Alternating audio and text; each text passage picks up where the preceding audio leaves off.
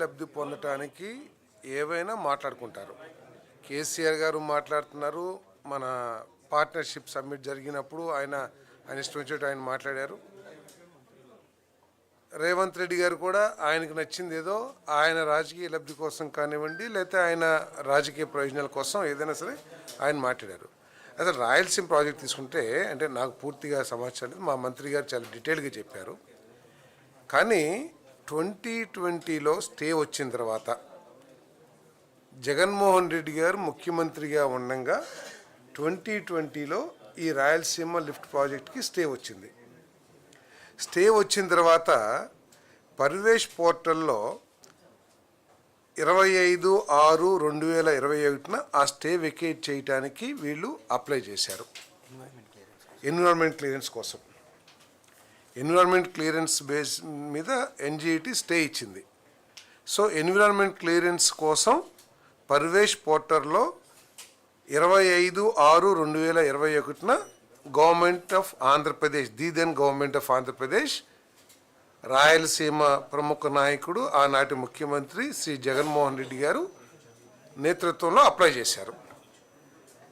Apply చేస్తే 19/7/2021 after detailed discussion EAC requested for additional details. వాళ్ళు ఇచ్చిన అప్లికేషన్ మీద ఇంకా అడిషనల్ ఇన్ఫర్మేషన్ కావాలని చెప్పేసి అడిగారు గవర్నమెంట్ ఆఫ్ ఇండియా లేదా ఎన్జిటి. అడిగినప్పుడు వారు బాధ్యత రాయలసీమ మీద విపరీతమైన మొసలు కన్నీరు కారుస్తున్న వైఎస్ఆర్ కాంగ్రెస్ పార్టీ సమాధానం చెప్పాలి.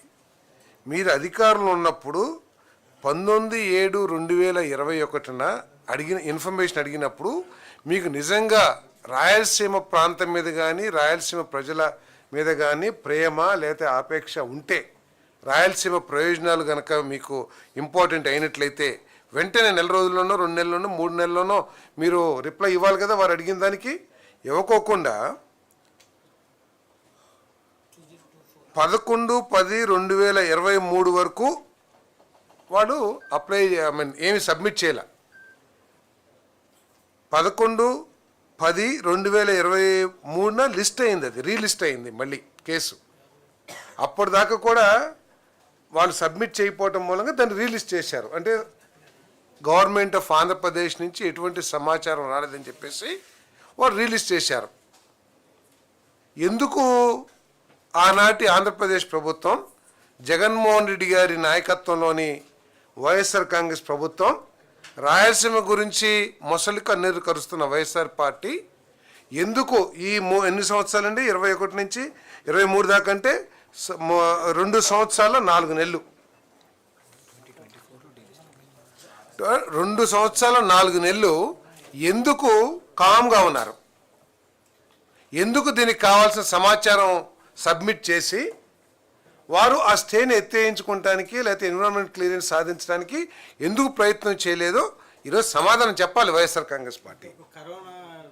కరోనాలో ఉంటే ఏంటి, గవర్నమెంట్లు అన్నీ మూసేసుకునే 24 దాకా 23 దాకా కరోనా ఉందా? మీ ఉద్దేశ ప్రకారం 23 దాకా కరోనా ఉందని అడుగుతున్నాను. మీరు అడిగారు కాబట్టి 23 దాకా కరోనా ఉందని అన్నారు కాబట్టి మీరు 23 దాకా కరోనా ఉందా? ఆఫీసులు కూడా పనిచేసినాయి కదా.